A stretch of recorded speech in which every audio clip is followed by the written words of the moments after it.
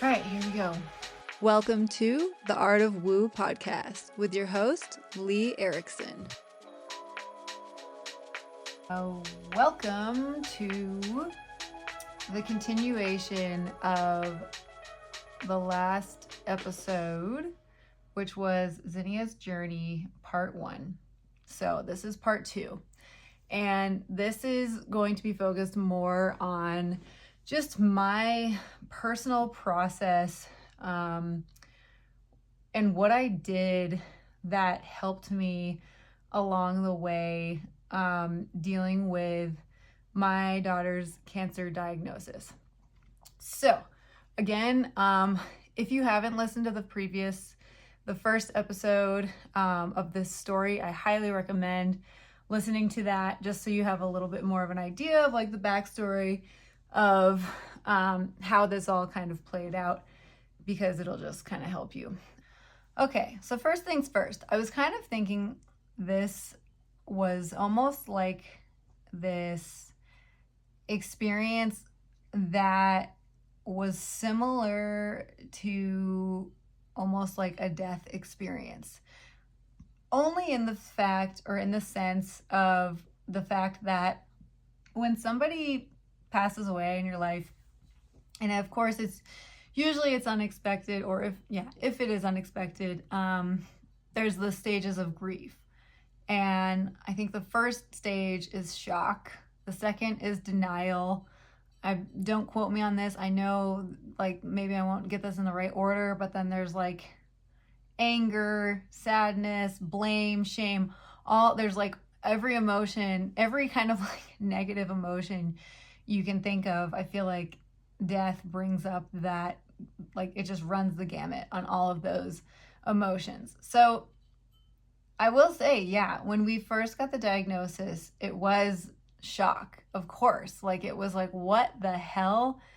And that just, that came and went pretty quickly, because I feel like things, even though they felt like they were happening so slowly, they were also kind of happening very rapidly. Like time was such a weird like illusion at that point. But we were in shock. And then I'm pretty sure like I was pretty quick to also be in denial right after that, because it's literally the course of actions that your brain goes through. And denial really is all about like not wanting to admit what is happening to you, or that person, but ultimately you too, because you're affected if you really love that person. And so I went through those stages pretty quickly. I was definitely angry. And I definitely, of course, questioned my role in what this played out. Like I was like, it's my daughter, I'm her mother. Like how, like, could I have prevented this? Like, what the fuck did I do wrong to have this happen to us? Like, where did I go wrong? Down to every little stupid detail about like, again, like avoiding plastics in your foods. I swear I did everything I possibly could, eating organically, trying to like just minimize exposure to like phones and radiation and just so many things. And so I like just couldn't, I was searching for answers, but at the end of the day, you ultimately never really know. Unless you're like maybe this person whose career, your job, like your daily life, you were spent around maybe harmful chemicals. And at that point in time, you didn't know how, harmful they were and that they do potentially cause cancer. Anyways, I do remember thinking one really big guilty thought that I had was that since I was pregnant in 2020, she was born in spring of 2021, I was really stressed out that entire year. I don't think there was a single person who wasn't stressed out in 2020. the world was going through an insane transformation, and obviously we were all there. So yeah, it was just insanity. Like, Trump was president, the whole like Black Lives Matter movement was happening, there was riots, cities burning, like you name it, it was happening. Oh, and not to mention, where we lived was literally burning. Like, the forest fires all throughout the state of California, and at the time we lived in California, it was just madness. It was just like a constant nervous system, just like not balanced, like nervous system, just a very stressful, like our baseline. I think everybody who lived through that, their baseline of stress was like leveled up like 10 points basically, which is not good for any of us. And I remember so clearly trying so hard every morning to wake up while pregnant and like do yoga and meditate and all of the like classic kind of quintessential ways to clear your mind and not be so stressed out. But I would still get so sucked in, because I would get so sucked into all the social media and all of the insane like online banter that was going on, because that was just like all we had in our lives and we weren't allowed to leave. So yeah, back to the blame game. Like, I felt like, because I had so much like underlying stress going on in my body while I was pregnant for the year of 2020, I almost felt like I had caused this cancer. Like, I was just like, I did everything I possibly could to create a healthy environment and womb for this baby, but I was still so stressed out. And a part of me thinks that's the reason, but we'll never know. So yeah, the blame game. I don't think I was shaming anyone else. I think I was kind of just, fully felt responsible in a sense. And yeah, the list goes on. So anyways, I'm just kind of saying, like, when you do get a diagnosis like that, it is heavy. It is like almost like finding out about a death, because the D word is in the picture at that point. When you get a diagnosis like that, that's life-threatening, the D word is on the table. And that sucks. Like, no one wants to live through any experience like that, but unfortunately, part of life is also death. So that's kind of why, I don't know. I think I had this like kind of interesting perspective, which actually leads me to my next point, where this is heavy to talk about, but I think a big thing, especially in the eyes of fear, when you're facing death in any sort of way, whether how close or far away or abstractly, you don't even know how far you are, fear plays such a big role in your perspective, right? So what I'm about to say might just sound kind of fucked up, to be honest, but I knew that, like, by accepting the worst case scenario, I needed to do that in order to be able to be strong enough to handle whatever life was about to throw me while in the trenches of going through the diagnosis and like, trying to determine what was the best possible, procedure, whether that was chemotherapy or surgery or God knows what, some other alternative way. I just knew that like I needed to be strong, and we both did. And it's like, again, insane to even say this. I'm almost like not embarrassed, but like a part of me wants to like hold back and not say this so people don't think I'm so fucked up. But like literally, and I think with anything in life that you're facing a hardship with, and if it has to do with fear or loss specifically, like picture the worst case scenario. And like, it's not fun. Nobody wants to do that, but like, sit with that just for a minute. It's not like you have to spend all of your time there and really like meditate there or anything. It's just that one scenario, right? And this is back to the capital D word. If that were to happen, it would suck. I don't even have words for it, obviously. Like, this is like a ridiculous thing to talk about and try to put words on. But obviously, it would be unbelievably horrible. But unfortunately, I do know people who have lost children. It's a horrific thing. But in the end, they are still alive. They're still living their lives. They are okay. I'm not going to say that they obviously don't think about their children every single day. I'm sure they do. But I took just a brief moment in time to just like visit that corner of my brain, the what if. And I didn't want to. I really didn't. But I knew that it was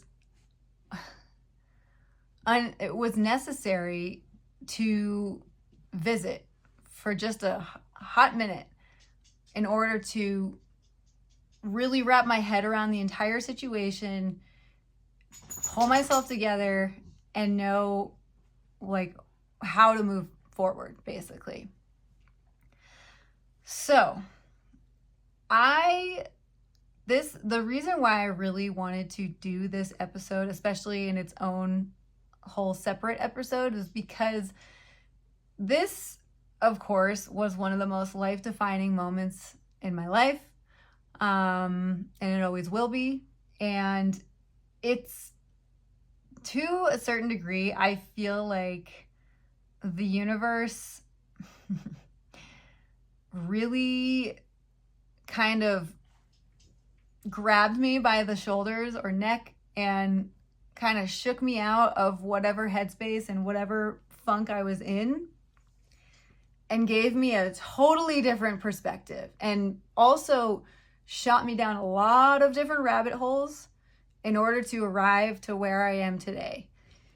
And I think, honestly, I think the whole kind of 2020 through right now, 2024, really is this kind of weird portal of time for everybody to maybe, it's almost kind of like this global Saturn return, if you will, for any of my astrology nerds out there. That a Saturn return is essentially like when you turn around 29 years old and Saturn is making its first lap around in your lifetime, and it really has this weird way of kind of like shaking you out of your situation, whatever it is, whether it's like a relationship or a job or a housing situation or whatever. And if whatever that is like not working, or if not is not at like its highest potential, Saturn really just like almost like just plucks you out of that world in some crazy way. And you get taken out, and it's hard. It's not easy. You get really thrown out of your comfort zone, but you do get through it. And that process of getting through it is what gets you to the other side and gets you to be the person that you're supposed to become in this lifetime. And that's honestly how I look at this entire scenario. Any major life challenge, like I've concluded that's like what's going on. Like, it's really just like to shake you out of whatever pattern that you are living and repeating. And it is putting you into a challenge where you use your best tools that you know at that time, and you get to where you need to go. And I know that's kind of an abstract way of saying that, but there's tons of examples. Like when I was 29, I broke up with my boyfriend at the time, and it was very necessary to be where I am right now. So yeah. Okay.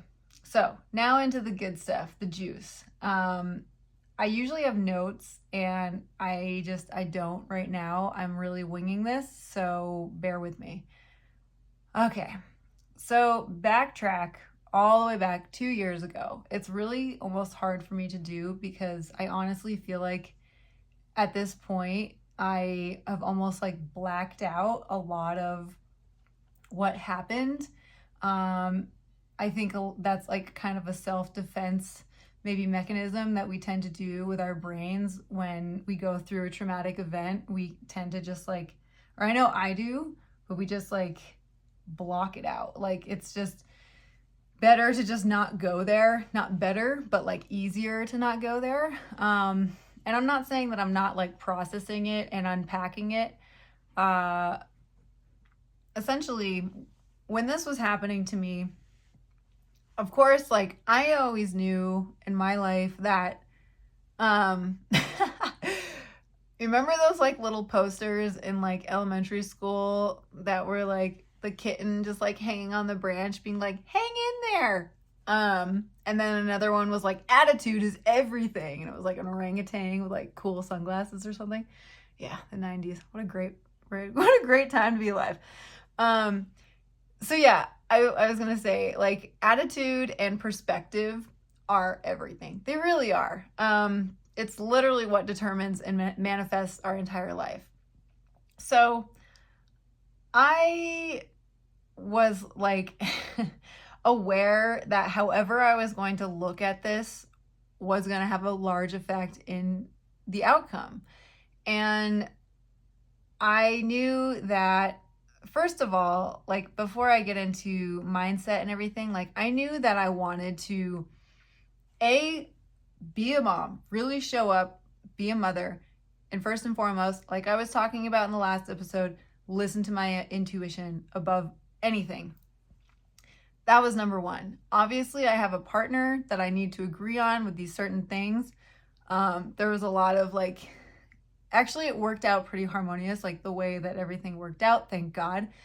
But I knew that aside from all of this hospital, like, just insane experience that we were being put through and seeing my 1-year-old daughter being treated like, it felt like a lab rat, to be honest, like running all of these different tests on her, poking and prodding her, drawing blood, like all of this insane stuff that I would never wish upon anyone. Like I have a hard time even handling that, and I'm like a grown adult. But anyways, I knew that I wanted to seek alternative ways of healing. And I'm just going to say that,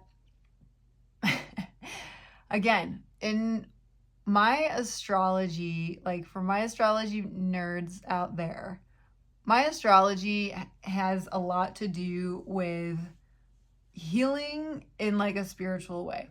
If you look at my chart, I have my North Node is in Pisces in the 12th house. And it's all about honestly becoming more like spiritual, mystical, really getting familiar with like the unknown. And I know that like I'm not going to just let my astrology chart determine my daughter's health, obviously, but before I even really looked into that, I knew I had this pull of alternative ways of healing. I just did. I knew there were just like a handful, a lot of, alternative ways out there. And so I sought them out. Like I kind of tried everything I could think of. So I think first what I did was I actually, when we were still in Santa Cruz, I sought out this Reiki guy, and he was great. He was almost turned in more of like a therapist of mine than like did actual Reiki. I mean, he ended up doing Reiki, but I brought him in to try to do Reiki on my daughter, and this was before we even knew this tumor was cancerous. And I was just like, can you work some energy on her and just like figure out what this lump is? And he worked his magic, except for the fact that she was so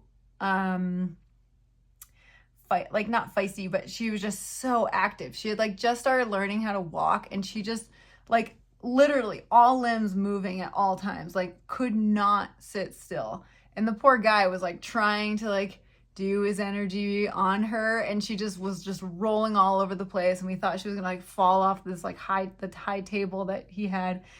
And so he ended up just doing a session on me instead, because it was just kind of almost pointless for her to do it. And you know, he told me, he was like, she's fine. He was like, she's fine, but there's something that you need to like really work out. Like there's something almost more in you that you need to like kind of overcome in this. And I was like, oh fuck, really? I was like, come on. And then it was funny because he told me my guides were like, do more art, which is like always the case. I'm like, thanks guys, but don't really have time for that right now. Kind of freaking out over this child. So that was one thing. But I will say, he gave me some of the best words of wisdom that I will always carry with me. And the funny thing is it's actually probably a very generic saying that so many people know about, but for some reason, at that moment in time, I had never heard it.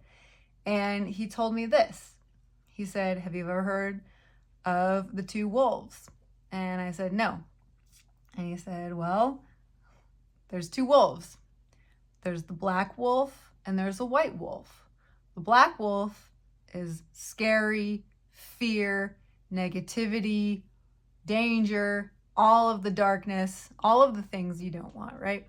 The white wolf is hope, faith, you know, positivity, optimism, joy, all of those, you know, beautiful abundance things. And he said, every thought that you have, picture it as like a big T-bone steak that you're just feeding to that wolf. So, do you want to feed the white wolf more, or do you want to feed the black wolf more? And I was like, what? You're right. You're right. I don't want to feed the dark wolf. You know, I already had my moment in time where I faced the worst possible scenario. I accepted it, but now I'm ready to fucking fight. I got my sword. No, I'm just kidding. But that was just like an incredible words, just piece of advice that ended up changing the entire course, I swear, of my entire experience with this journey. And though I don't think I got a ton from that Reiki session, it was like I went there just to hear that. And that's all I needed from that guy.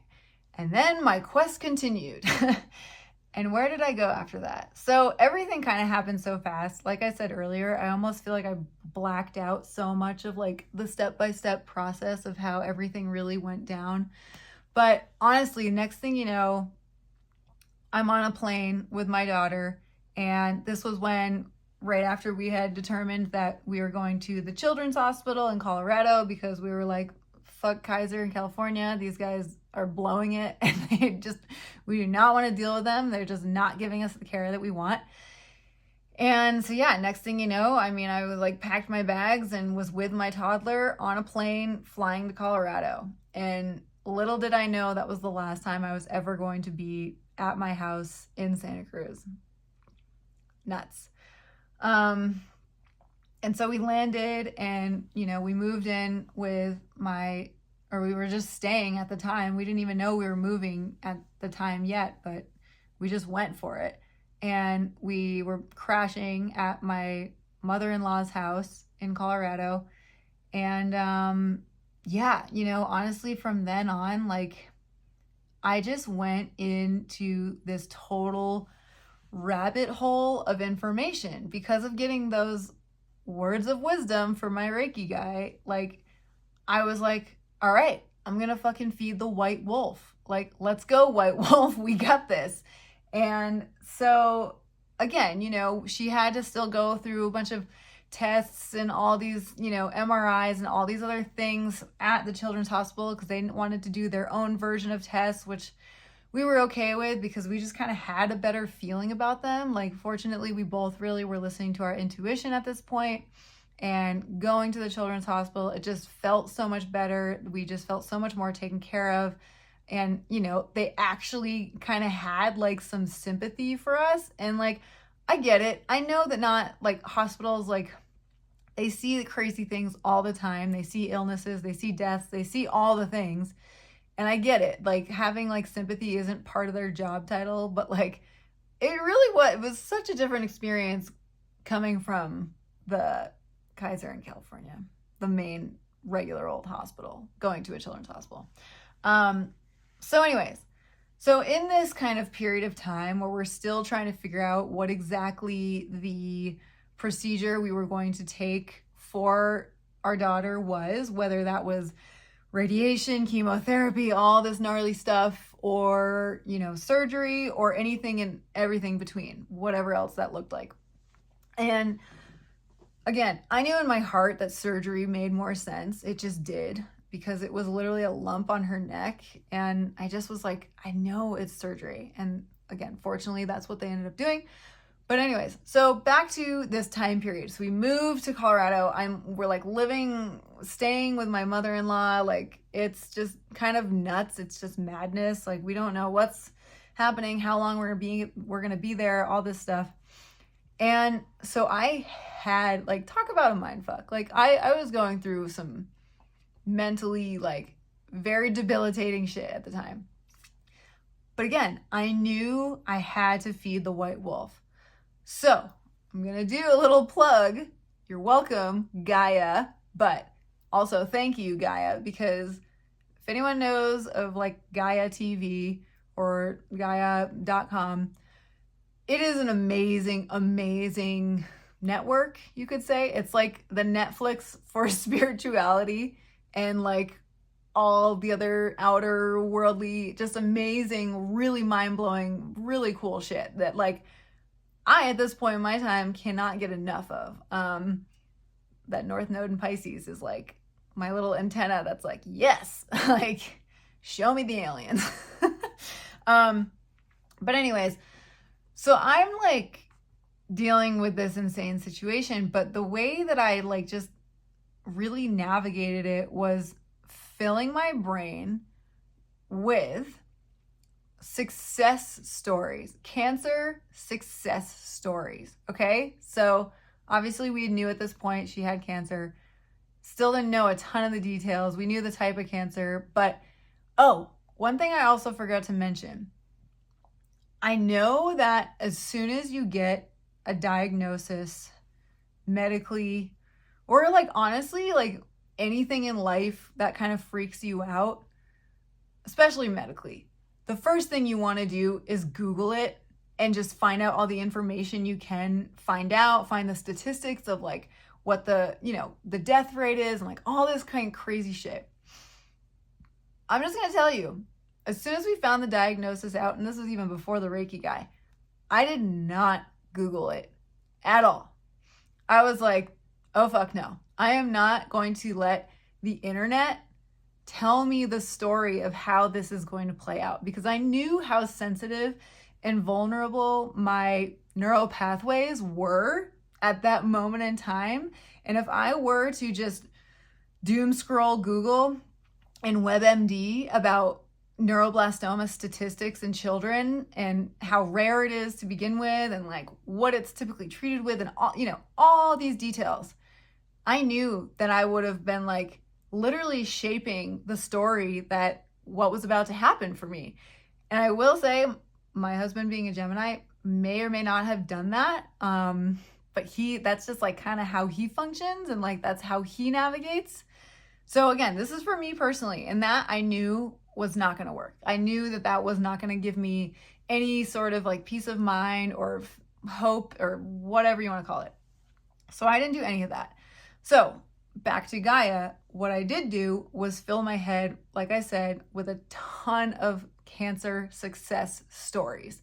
And even more so, a ton of cancer success stories that avoided chemotherapy and avoided radiation and avoided anything else that's like typically recommended. I mean, amazing. It was so beautiful to watch, and it was like obviously so emotional, and it was just it was so inspiring, and it gave me so much hope, and like just opened up this entire whole like field of information and possibility in my viewpoint that made it possible for my daughter to avoid chemotherapy and have a positive outcome. And I just want to stop here and just really drive that point home, because it is, I mean, it's such a simple concept. Oh yeah, okay, watch like positive things about what you're going through. But it's like, especially in like the like a specific scenario like that, like I seriously recommend anyone who is going through something like this, get yourself some Gaia. Now, get a Gaia subscription, or like whatever, maybe YouTube, whatever it is, and watch success stories on whatever it is you're going through. It really fills your head with positive outcomes. So that was a really big way of how I dealt with that. Another like thing we also did, and this was actually, so she ended up having surgery the beginning of August in 2022, like right after, you know, a couple months after her first birthday. And yeah, surgery went really well. And thank God for that. And she like recovered so quickly. And I don't know, I'm not saying like I manifested the outcome, but it was exactly how I wanted it to go. You know, obviously, like I was definitely considering, you know, what possible like holistic healing practices I was also like, I was literally looking into like finding a shaman. I was ready to like go fly down to Peru and like go in a freaking cave and do like a whole ceremony on her. Like I'm not even kidding you. I was looking into every possibility that you can possibly think of where you can alternatively treat cancer. Like you name it, I thought of it. And yeah, but we fortunately, again, like the surgery ended up being scheduled. That all went well. And what we did do, because we did feel like we wanted to do everything we possibly could to support her little body and being as healthy as possible, even throughout this surgery. And then, you know, because the surgery, I mentioned this in the previous episode, but essentially they removed the tumor, but it was very close to her brainstem. So they had to leave like a tiny, tiny bit of it. And so because of that, we, you know, still kind of had like, you know, still technically a little bit of it left, right? So we were like, well, let's do anything we possibly can to help her body just beat this shit, you know, just defeat it. And so we found a holistic, thankfully my childhood best friend, Rachel, she actually studied nutritional therapy and actually out in Denver. And I think it was one of her professors who actually started a holistic nutritional therapy business or company that is specifically for oncology cancer. So we sought them out. They don't typically work with children, but still, I mean, food is food. So yeah, we worked with this oncology nutritional therapist, and she was great. And we kind of put her on like a pretty strict diet. I mean, to be honest, it was literally like, I don't know if I needed to pay as much as we did for this, but at the end of the day, it was literally like what they told us was like sugar feeds cancer cells. So that's like another big detail there. No one will tell you this. No medical doctor will ever tell you when you get your cancer diagnosis, oh yeah, sugar feeds cancer cells. Nobody says that. They just feed you fucking Jello and fruit cups all day anyways. It's like, are you kidding me? Like, I know that they're not nutritional therapists or like maybe qualified to say that, but also it's just like, what the fuck? Like, are you kidding me? That's like the most simple concept. Unfortunately, sugar is in like literally everything we eat, but it is possible to avoid. You just have to be very mindful of it. So we put her on like a pretty low to no sugar diet for quite a while. And yeah, I think it really did help because I mean, again, she's checking out great. We're almost 2 years post surgery.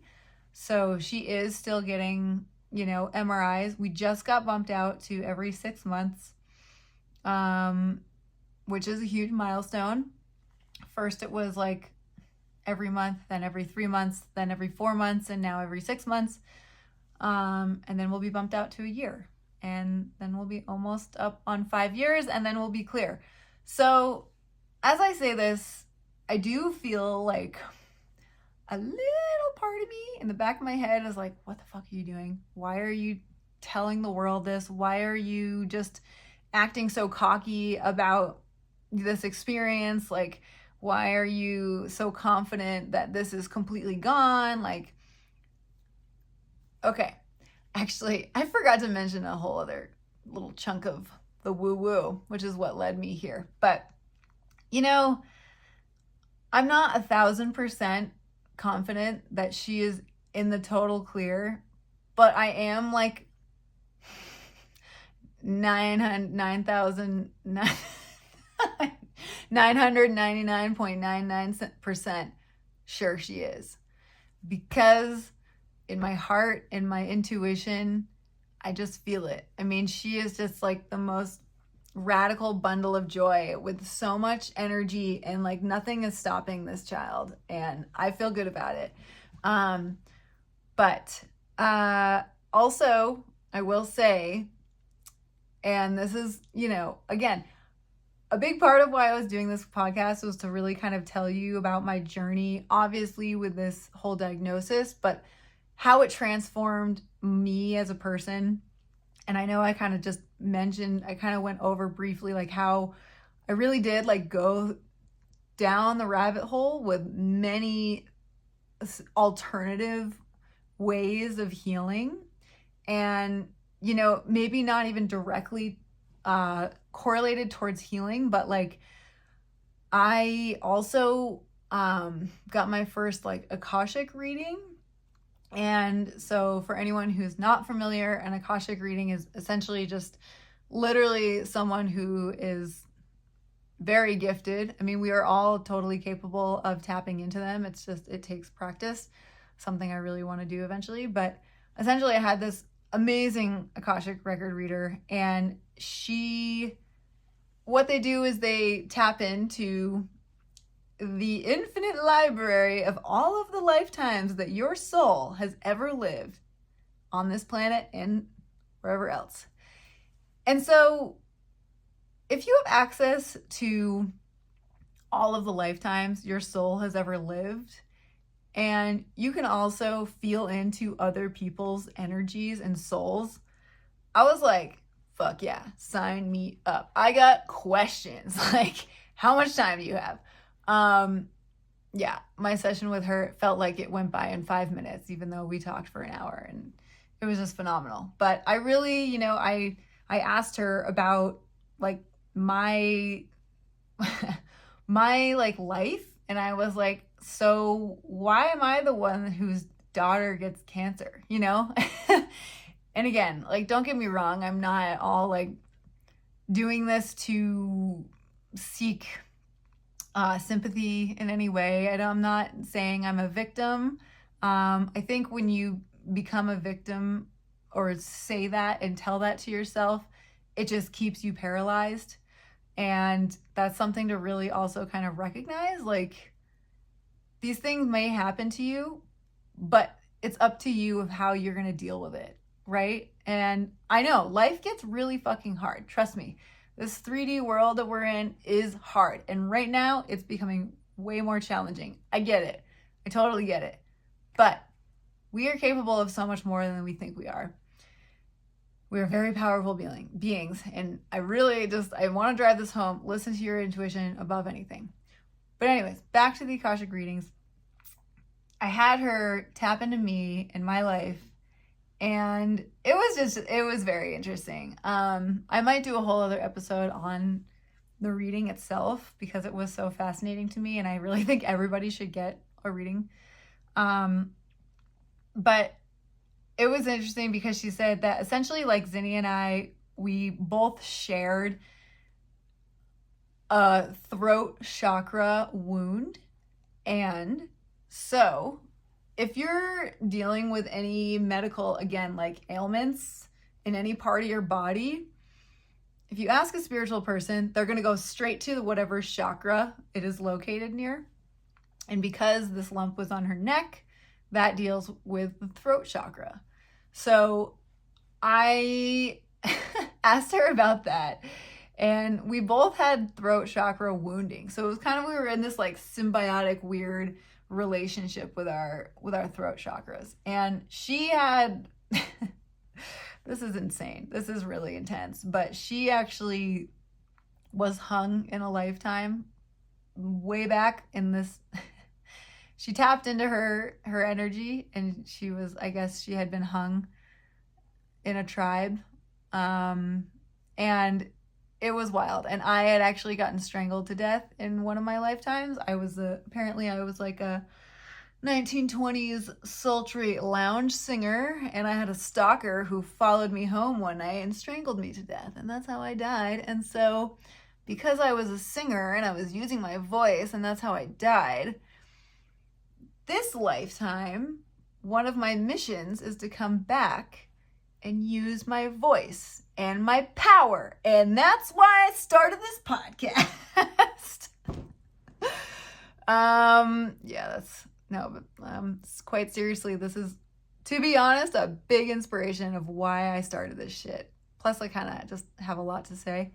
And I think maybe in a weird sense, it might like help my marriage, so I don't have to tell all this crazy shit to my husband all the time. But yeah, so that's trippy, right? That's like, take that one home and swallow it. Is that a saying? God, I don't know what I'm saying, but anyways, just had to throw that extra tidbit of woo-woo because that really is just a part of my personal journey with this. And I do just want to say, this is my personal journey. I'm sharing this only because I really do hope to help people out if they ever are finding themselves in a similar scenario. I do think that this specific kind of scenario probably happens more often than not, unfortunately, where especially people and parents kind of get bullied in the medical industry to do something that maybe they don't feel like actually is the best way to do it. And then next thing you know, they're, hooked up to chemotherapy or whatever it is. I just really want to inspire people. I really want to help people in this specific scenario. Like I said, like, it's been almost 2 years. I've been meaning to share this story for a long time. I was like debating writing a book about it, but this is like way easier. And yeah, I mean, I want people to know how powerful they are, have trust in the universe, whether they're spiritual or not. Like, you don't have to be this like on a mountaintop meditating or lighting candles all day and just like, you don't even have to, whatever. You don't have to be into that. But again, if you're in a situation where you're dealing with a hardship, whatever it is, even if it's like not medical, tap in, like, just try to take a minute, take yourself out of the scenario for a second, and like just feel into what you feel could be the best outcome.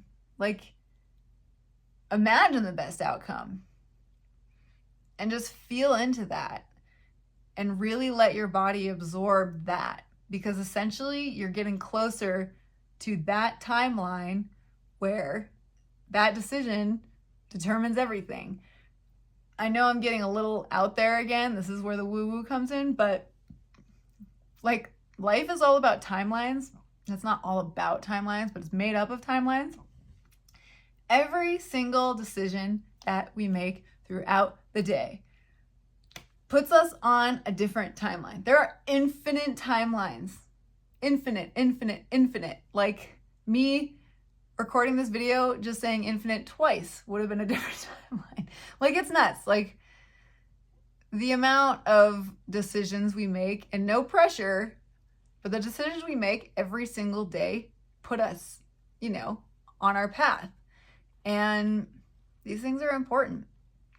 And I used to be really scared of making the wrong decision, but I feel like I'm getting a little bit closer because, again, just trying to get into that intuition. At the end of the day, it's all about that intuition, not that pop the ignition like that R. Kelly song. Ugh. I don't know what I'm talking about, but okay, well, I hope I covered everything. I thought this was going to actually be longer, but this is great. I mean, hopefully that's everything. Who knows? Maybe I'll add more like I usually do. But yeah, hope you guys got something from that.